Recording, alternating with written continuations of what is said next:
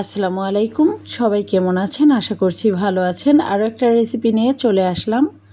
আমরা তো অনেকভাবেই বনরুটি খেয়েছি, তবে আজকে আপনাদের সাথে একটু ভিন্ন রকমের বনরুটির রেসিপি শেয়ার করব। আশা করছি আপনাদের ভালো লাগবে। এই বনরুটিটা অনেক বেশি সফট হয় আর চায়ের সাথে খেতে অনেক বেশি ভালো লাগে। তো চলুন দেখে নেওয়া যাক এই হানি বনরুটির রেসিপিটা। প্রথমেই একটা বাটির মধ্যে নিয়ে নিচ্ছে 1 কাপ পরিমাণের আটা, 2 টেবিল চামচ পরিমাণের চিনি, এখন দিয়ে দিচ্ছি এর মধ্যে ইস্ট 1/2 টেবিল চামচ পরিমাণের, লবণ স্বাদ অনুযায়ী, তেল দিয়ে দিচ্ছি 1 টেবিল চামচ পরিমাণের। এখন সবগুলো উপকরণ ভালোভাবে মিশিয়ে নিচ্ছি। দিয়ে দিচ্ছি একটি ডিম। এখন কুসুম গরম পানি দিয়ে আমি ডোটা মেখে নেব।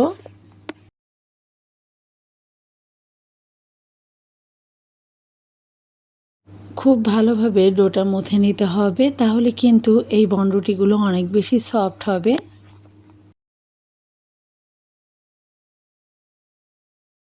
ভালোভাবে মথে নেওয়া হয়ে গেছে। এখন আমি এটাকে রেস্টে রেখে দেব 30 মিনিটের জন্য। হাতে সময় না থাকলে 10 মিনিট রেখে দিলেও হবে। তো এখন আমি একটা ঢাকনা দিয়ে রেখে দিচ্ছি একটা সাইডে। 30 মিনিট পরে দেখতেই পাচ্ছেন ডোটা ফুলে কিন্তু ডবল হয়ে গেছে। আমি আরও কিছুক্ষণ এটাকে মথে নেব।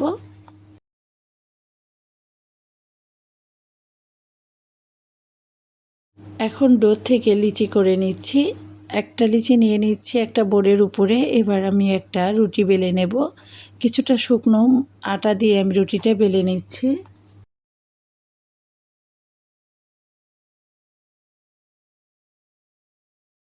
একটা রুটি বেলে নেওয়া হয়ে গেছে। একইভাবে আমি সবগুলো রুটি বেলে নেব। সবগুলো রুটি বেলে নেওয়া হয়ে গেছে। এই পর্যায়ে আমি রুটির উপরে দিয়ে দিচ্ছি তেল ব্রাশ করে। আপনার চাইলে এখানে বাটারও দিতে পারেন। একটা রুটির উপরে তেল ব্রাশ করে দেওয়ার পরে আমি আরও একটা রুটি দিয়ে দিচ্ছি। এমন করে আমি তেল ব্রাশ করে নেব আর একটার উপরে একটা রুটি দিয়ে দেব।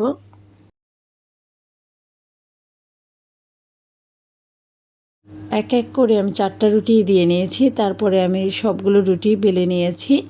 এবার আমি সব সাইড সমান করে কেটে নিচ্ছি।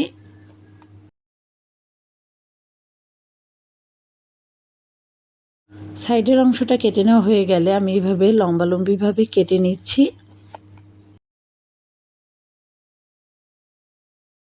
পুরো রুটিটা কেটে নেওয়ার পরে আমি উপর দিয়ে এখানে ডিমের কুসুম ব্রাশ করে দিচ্ছি। এবার আমি এভাবে পেঁচিয়ে পেঁচিয়ে রুটিটা বানিয়ে নেব।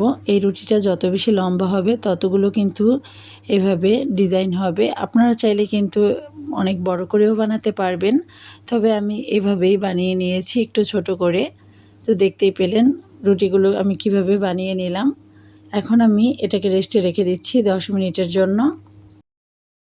10 মিনিট পরে আমি এই রুটির উপর দিয়ে কিছুটা ডিমের কুসুম লাগিয়ে নিচ্ছি আর দিয়ে দেব এখানে সাদা তিল। আর সাদা তিলটা দেওয়ার ক্ষেত্রে অবশ্যই ডিমের কুসুম বা দুধ লাগিয়ে নিতে হবে, তা না হলে কিন্তু তিলগুলো ভাজার সময় পড়ে যাবে।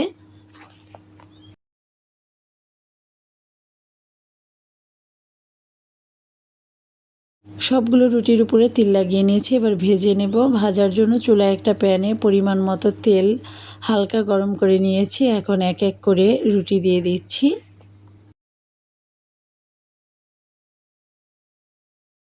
একসাথে অনেকগুলো রুটি দেওয়া যাবে না, যেহেতু এই রুটিগুলো অনেকটা ফুলে যাবে।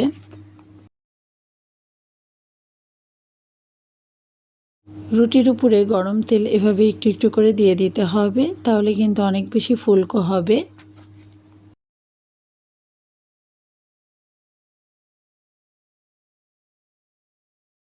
কিছু টাইম ভেজে নেওয়ার পরে আমি রুটিটা উল্টিয়ে দিচ্ছি। এরই মাঝে কিন্তু খুব সুন্দর একটা কালার চলে আসছে আর এই রুটিগুলোও ভাজা হয়ে গেছে। এবার আমি তেল ছেঁকে তুলে নেব আর একইভাবে আমি সবগুলো রুটি ভেজে নেব।